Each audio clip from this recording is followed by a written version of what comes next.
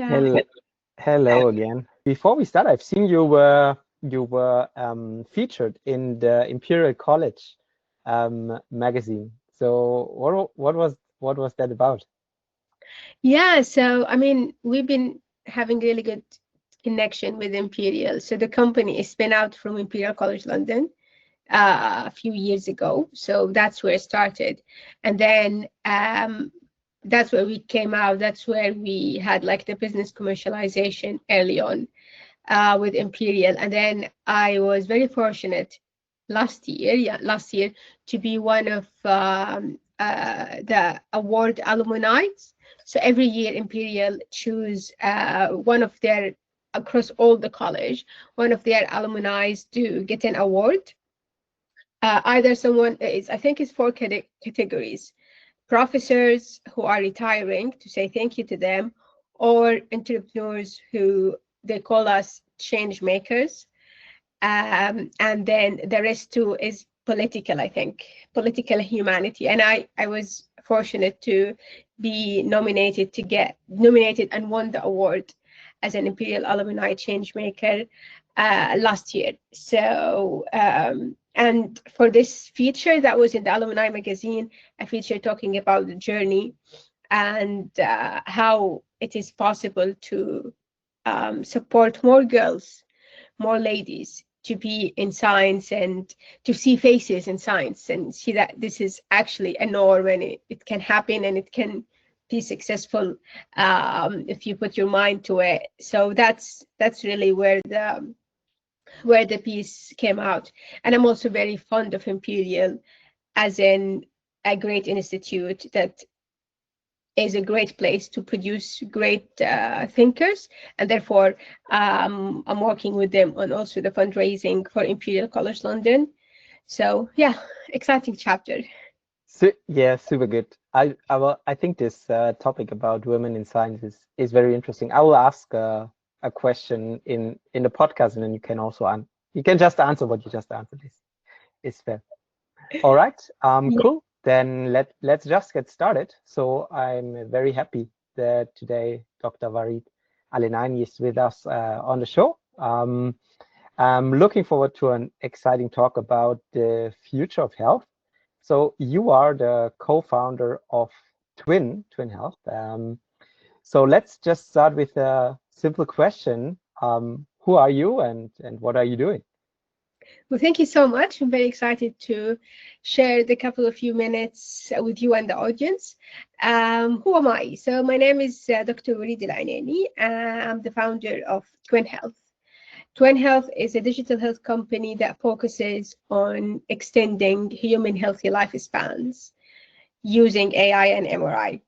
Myself, I am a scientist by training, and I've been doing this for over 10 years. After that, after I finished my PhD, I did different roles, consultancy, policy, and then we started the company that is spin out of Imperial College London.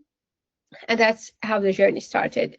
Myself, outside from the experience, I'm originally Arab, so I'm originally from Saudi Arabia, where I was born and grow up, and then moved to the UK a few years ago now to do my studies and start the company, which is now commercial in the UK and taking it to back to Saudi Arabia now. Amazing. And so you said already a bit about your product. So it's about AI and MRIs. So tell us more about it. What are you building? Well, thank you very much. So yeah, what we're building is what we look at as the future of preventative health that can be accessible, scalable, and affordable. We've been hearing about the idea of being healthy for longer time and maximizing what we called it the health span. So usually the time that you are enjoying life without sickness. And we do that by pushing away the day or the date the disease is going to happen. And we can implement this if we are able to find them very, very early stage before the symptoms appear. And there are different ways to do that. One of these ways is if we scan your body using, well, either um, radiation methods or non-radiation method. Within the non-radiation method, you find magnetic resonance imaging, which is MRI. And the MRI is fantastic because it allows us to have an internal look into your body and your organ, but also it allows us to create a version that is personalized to you, meaning that we have a clear look at what is your heart looks like, what is your liver looks like, what's the pattern inside this liver, and how is the texture of this liver that belongs to you, how are the borders of this liver. This allows us to create maps and create scores that is personalized to your body, that is personalized to your composition, to your muscles, to your own organs, and provide that as an endpoint clinical outcome to your physician. And from there, your physician is able to put you on the right track of the prevention stage. This is useful in two cases. Well, in many cases, but the main common used one and the one that gives maximizing value is that when you want to put a standard, like threshold standard for your own health, to where are you standing now and what you need to improve, what you need to focus on. And other than that, it gives you a window to understand how good what you've been doing or how bad. Let's say you've done some blood biochemistry, you did some blood work, and you find that you have some either in deficiency or you have some difficulties absorbing certain nutrition. And you've been taking these supplements that you've been offered for a certain amount of time. So you're putting an intervention at work. This is what allows you to see how this intervention is working inside your body. What is the impact? What has worked and what has positively impacting your health, if you need to change or if you need to keep on the same pathway. And that's what we provide as Twin Health. That's super interesting. I have 10,000 questions as follow-ups. So when I imagine my last MRI, I think it was either after an accident or it was very expensive to get it, because I'm a bit into this longevity biohacking. So if you want to just get it without any accident, it was, I don't know, like $500, something like that. So very, very expensive. How do you make those MRIs accessible for everyone, or what's the novelty in your solution that this gets to mass adoption? Fantastic. That is a fantastic question, and that is like kind of the bottleneck of what we're trying to do. So MRI machines has been here for quite few years now. And the MRI machine availability is there, but how we are utilizing this. So for example, let's say someone had an accident, had to go to an MRI. After they do the MRI, the doctor will go to the images to check things related to the accident, and that's it. The journey of your MRI scan has ended there. What we provide to be able to give that to mass adoption is that we are building a very advanced know-how that will go on top of every MRI you have in your clinical history background, whether that's for a clinic, whether that's for a hospital, whether that's for a government.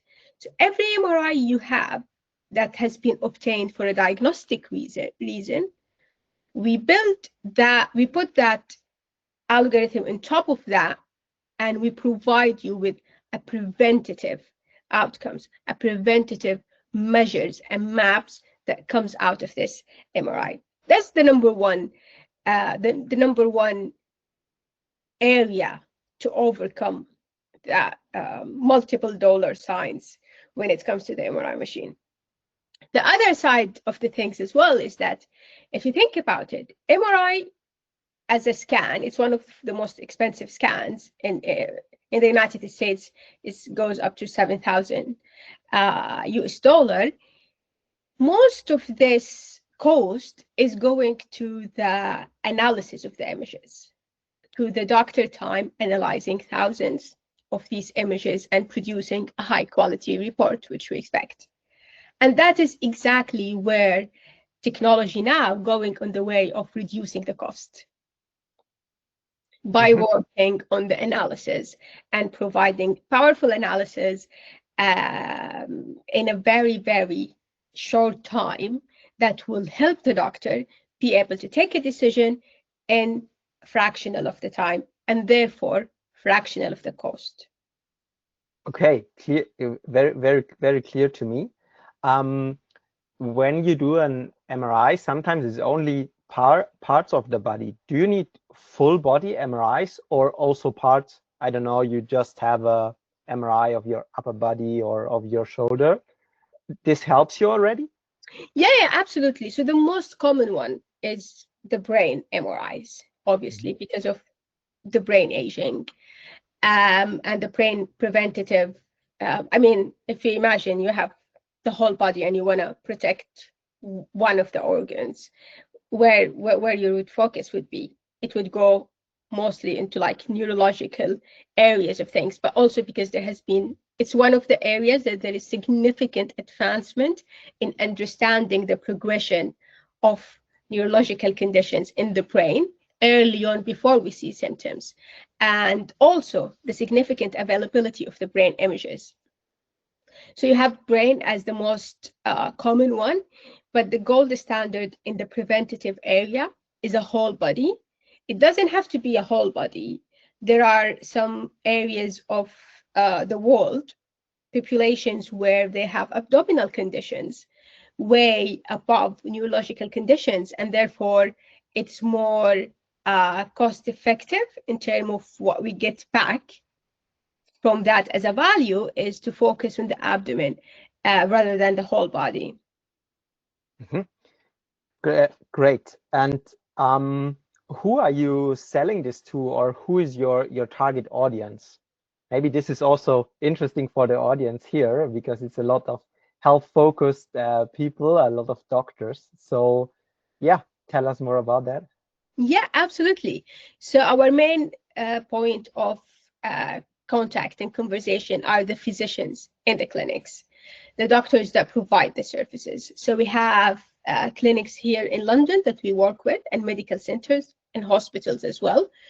The main important thing that they do have the MRI in-house. One of them is the Lanzarote Health Clinic in London, Mayfair. They do have the MRI machines in-house. So we work with them to provide them with this analytics for their clients. We introduced as well the business to consumer, and that where the consumer could be John, could be Max, going online, booking their MRI scan. We provide them with the most affordable prices. As you said, having a good deal is really a challenge, and you want something that keeps money in the pocket of the people.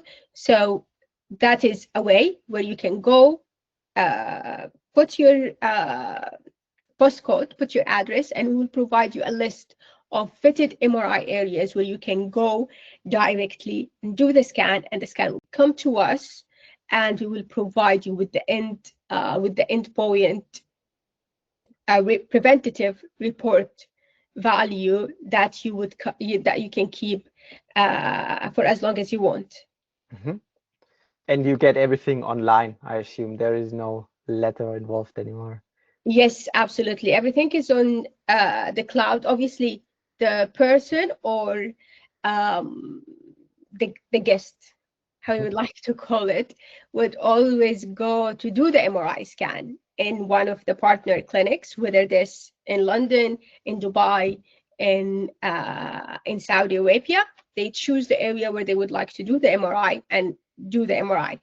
If the other area, as we mentioned earlier, is that you would have the MRI scans and you want to run the algorithm on them. And that's what we work with, for example, government and population level.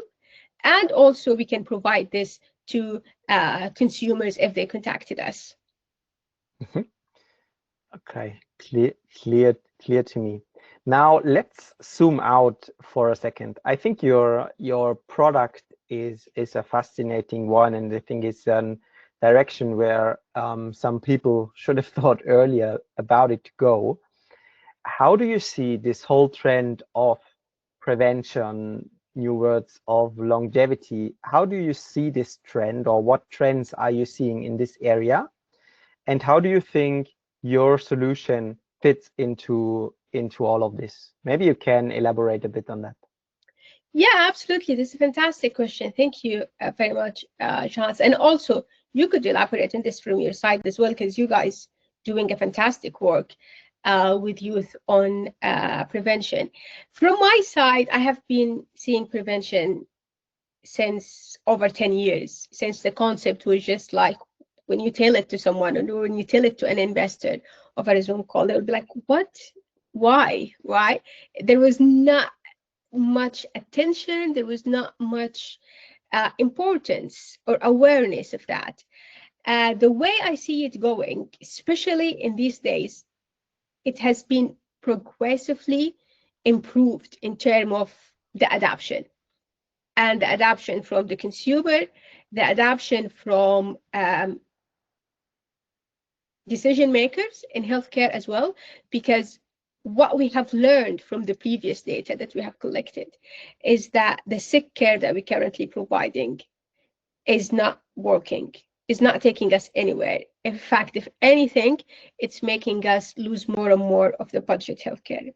And the best example for that is United States of America, is the highest healthcare expenditure per capita. However, they have one of the worst life expectancy, average life expectancy among the developed countries, and that is mainly driven by preventable conditions. So that's like give the reality check, I think, that preventative is not actually an accessory. It's not something additional to use. It is the way that would allows us to capitalize on economy and population health, and make healthcare actually works for us as human by focusing on this area. The way I see it going forward, we're going to see a significant progressive adoption that is coming. We see it on everyday basis. We wanted to do only business to business, but there was a significant demand from the consumers. People want to look at their data. People want to own health, right? The concept of going to the hospital and just receiving the 7 minutes checkup with your GP is just not enough, because individuals are becoming more aware, becoming more smart, and they're wanting more for what I think is the most important element of anyone's life, which is our health. So very positive, significantly progressive adoption coming in the coming few years if we're looking at preventative health. And me and you were really lucky, I think, to be in this space at this time. Would be happy to hear your input as well.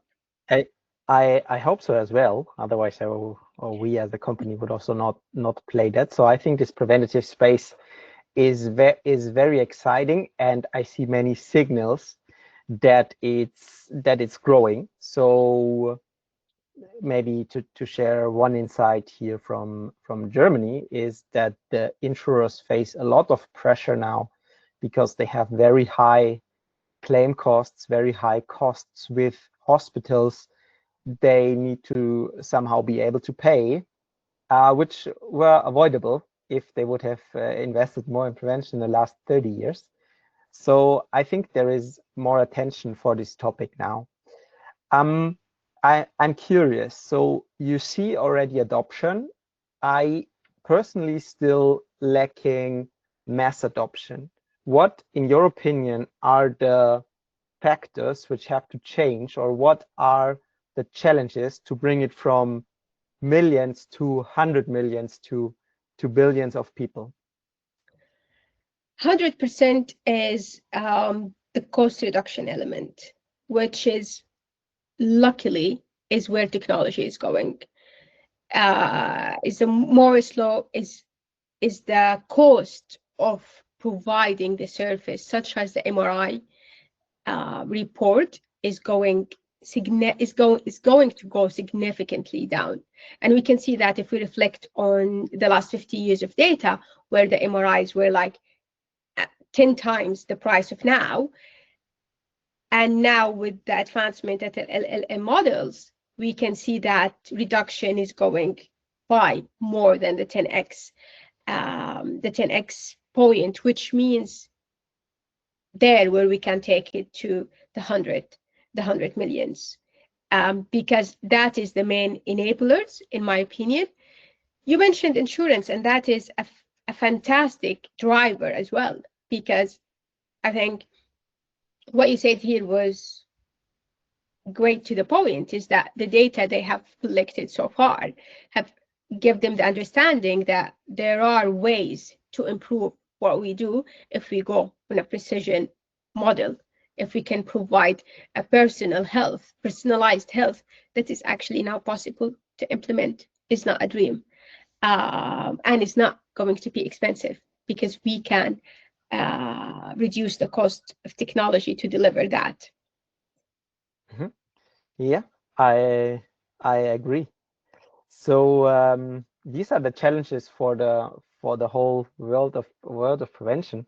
Let's come back to your company, to Twin Health. What are your current biggest challenges? What keeps you up at night? What are you trying to solve most at the moment? Wow, I mean, different. I'm not gonna say different nightmares, different dreams at different time Yeah. points. I like the expression much more. Different dreams. Yes, we are dreaming. Yeah, that's good. But probably the most upkeeping one is the fact that you have to grow at a time where there is significant changes on the technology landscape, and you want to have this balance that never exists, I think, between product improvement, right, and growth. You want to have these both working at the same time. And with us being in 2 geographical locations, and we would like to be in more geographical locations, and that is mainly driven by the demand, having that balance between the two, and making sure that the decisions we take at this time point is the right decision for the next step forward, is one of the things that are main challenges for the company. But at the same time, it's a great opportunity, right?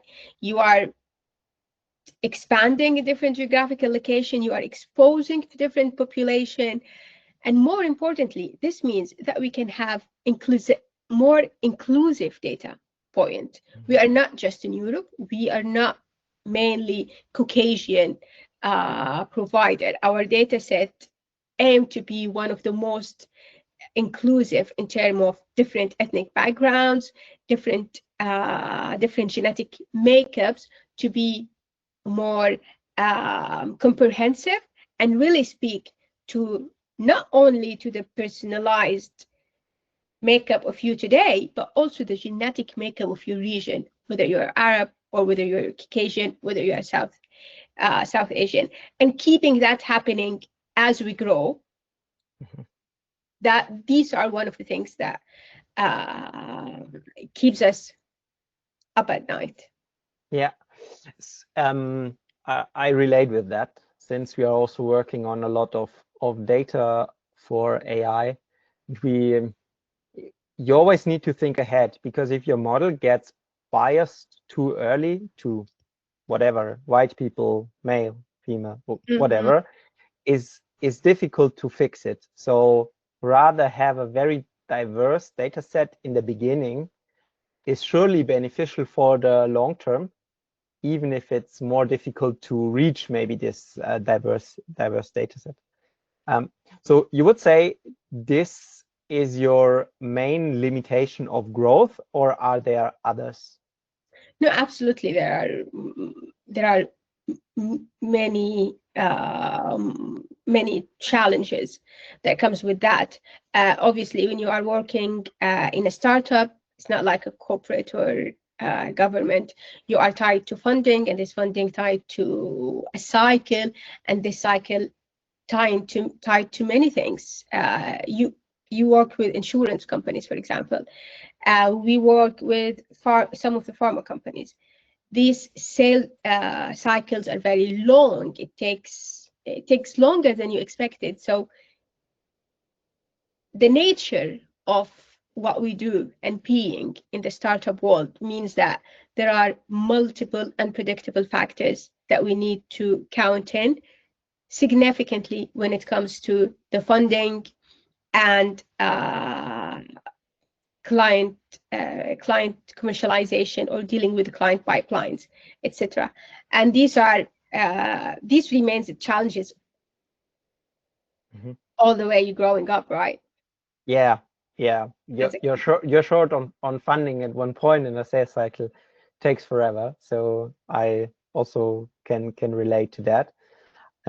Yeah, but so far it looks you're doing a great job. So I've seen that you were featured. Was it today or also this week? In the Imperial College magazine. So I think this was related to fundraising. So maybe you can tell us about that as well. Yeah, absolutely. Well, thank you very much for being attentive to details. Yeah, so Imperial College has a magazine that published for the alumni. So they select top of our alumni in the college and include them in articles talking about what they've been doing, how they're changing the world. And Twin Health was featured in the August 2025 magazine. Really interesting article to explain what we do at Twin Health, and also to increase the awareness of what is possible to do, and how our company, how Twin Health is um, making changes in the healthcare industry and in the medical industry by being able to take these data points that are sitting in some archives and turn them into a viable bank for everyone, personalized healthcare. They also touch a lot about the balance between work and life and health, and how can you do that. And also, one of the aims for me to have such an article out is that to show every girl out there, every woman out there, that it's possible to do things in science as a female, and to keep having these images out there, so every girl looking at this magazine or thinking that, oh, we can be a scientist, and we can start companies, and we can fundraise, and we can make changes for a better future. And that's one of the values and the personal missions that I have personally as well, growing up in a family of lots of sisters and lots of aunties. So yeah, we would like that to be a good sign for girls to go in science and take proud in that. Yeah, 100% agree. I think is a total underestimated topic. So this year I was at part of a longevity science conference, and they're usually the newest of the newest medical methods were shown. And there was one talk already again where that there is already a gap again between science in longevity with men and with women. And the reason for that is that so we've seen that in medical in the Cardiology.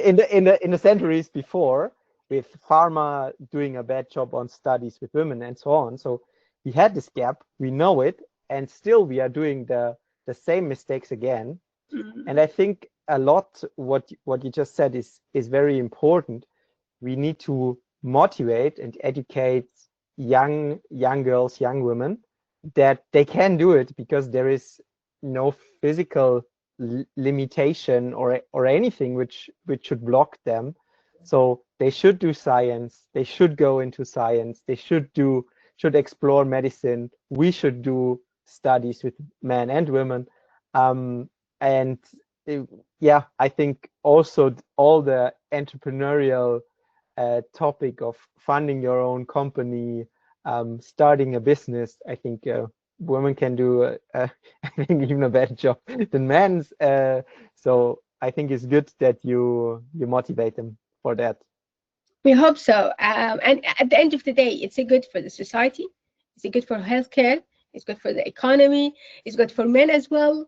So it's not like something that will only make women better, but it's something that will make, by empowering women to take a place on the table, we empower them to create better health, equal healthcare, and also better societies. 100%. Yeah, I think I have asked a lot of questions. You answered very well. It was very fun to have you on the show. I don't know, is there anything you wanted the audience to tell, or anything you wanted to add? I think that was a fantastic conversation. I really enjoyed it. One of the things I like always to say, that when it comes to health and the prevention from diseases, people ask me when we should do the MRI. I think, why should it now? Should we do it in a few years' time? When should we do it? I always like to say, if there is something to give to someone who's asking about how can I be better at my health, always consider the foundations, where it goes to the good health, the good lifestyle, the good nutrition, the good sleep, the good stress management. Whenever there is a deficiency, check them. Whenever there are symptoms, check them. If you have a life history, if you have a family history of certain conditions that are vital, and you are over 45, consider looking at these options that comes into the second tier, which is like the MRIs. And that is something you do to invest in the future of the coming 5 years and the coming 10 years of good health. I think that's great last words to shut to close the podcast. So I think the earlier you detect it, the better you can treat it, the easier it is. So thank you very much. Thank you.